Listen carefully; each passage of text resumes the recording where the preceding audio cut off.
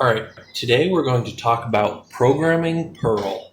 This is an O'Reilly book. They publish a lot of PERL books, a lot of books in general, a lot of tech books, but they're especially known for the PERL books and the PERL book with the camel.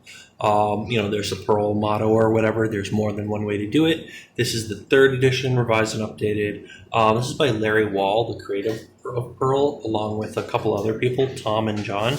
But yeah, anyways, this is the book to learn if you just want to learn everything there is to know about PERL. This is pretty much the core book.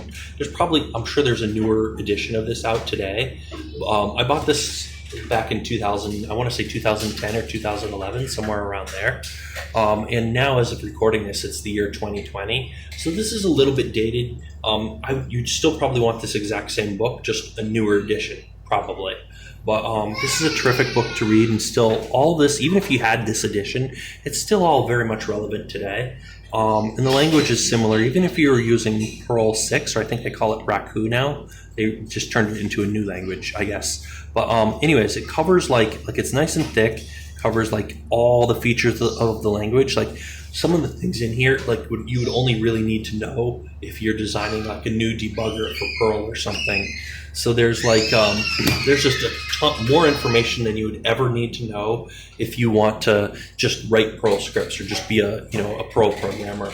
So this is a ton more. It's just a ton of information, probably more than you really need to know. But it just includes a ton of stuff, and it's a great reference and a great everything else. They have it's a terrific book. It's just long. It's a lot of technical information. But yeah, they have like source snippets, source examples. They talk about threading and all the advanced features, everything you could talk about. But the way they write it is actually pretty good too. So it's not hard to read or anything. And look at how they this is what the pages look like. It's easy to read. It's easy to follow. It's easy to learn. So this is a terrific book to have. And when they went over, the one thing that stands out to me is when they went over regexes. They did a pretty terrific job of that, and they write it in a way that's nice to read about. That it's like kind of a fun way of writing. The way they, I'm not going to give any examples of that because I'm probably not supposed to actually read this in a YouTube video.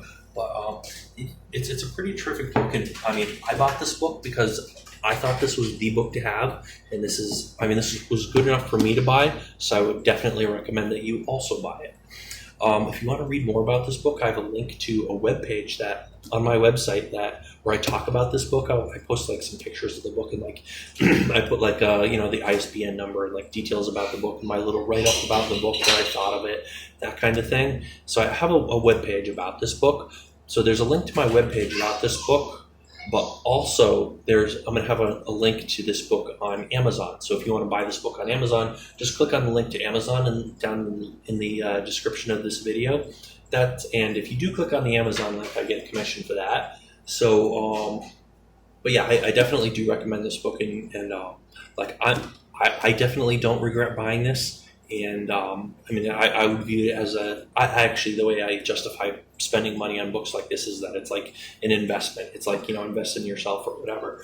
If you can justify spending money on practically anything else work related, you can justify spending money on this, that's how I justify it to myself, how I justify buying things like this. But this was good for me, and if you want to learn everything there is to know about PERL and be a PERL master, which is still relevant, by the way, in the year 2020.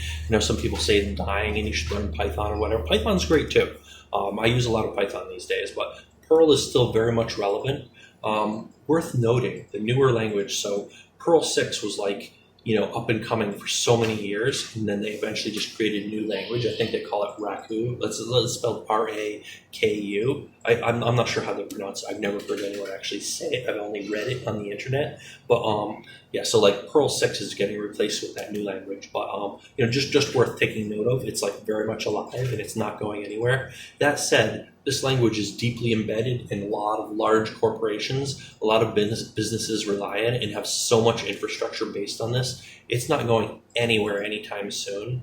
So not only is it relevant today, it's still something, you could still build a new project with this today, and they have a huge, like, they have CPAN, they have a huge library of huge libraries of modules and things that you can import into your programs that are like, it's just incredible. There's such a huge ecosystem for this. It's still relevant to use today, and it's still and it's deeply embedded in organizations that are just practically never going to get rid of it, as far as I can tell. I mean, I wouldn't be surprised, if people are still using this language 50 years from now. But that said, hopefully you found this video useful, and as always, thanks for watching.